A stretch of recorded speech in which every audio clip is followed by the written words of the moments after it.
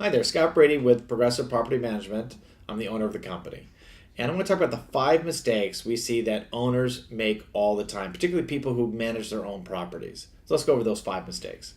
The first one is some owners pick any tenant. They don't really do adequate screening. There's just somebody willing to pay the rent and move in quickly. You're better off having no tenant than a bad tenant. A bad tenant's going to be difficult. A bad tenant may stop paying and you're going to have to evict them.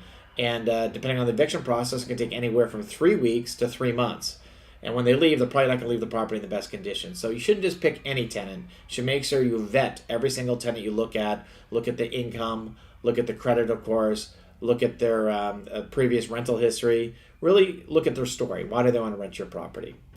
The second mistake people make, and this is a big one, they'll pick the cheapest vendor to do the work. The most expensive word in the dictionary is cheap sometimes.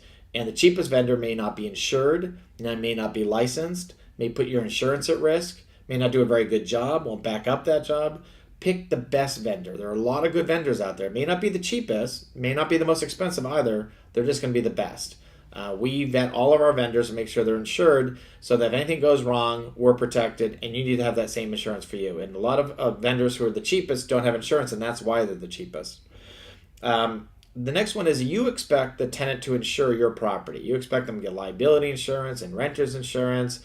And the fact of the matter is it's your asset, not the tenant's. And tenants may not pay insurance and may not tell you they're not paying the insurance. So make sure you talk to your insurance agent to make sure you have the best insurance possible. No matter what goes on in your property, you're insured and taken care of. It's critical.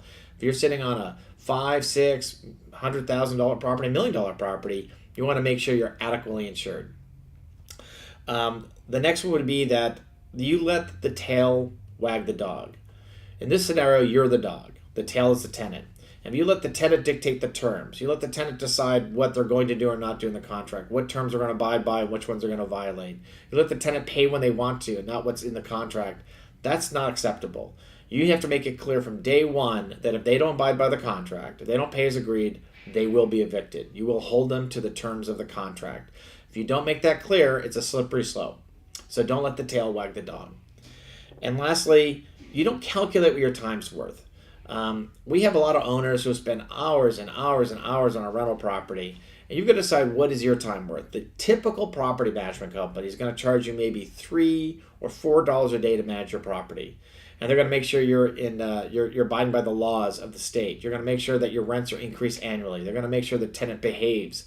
And what is your time worth?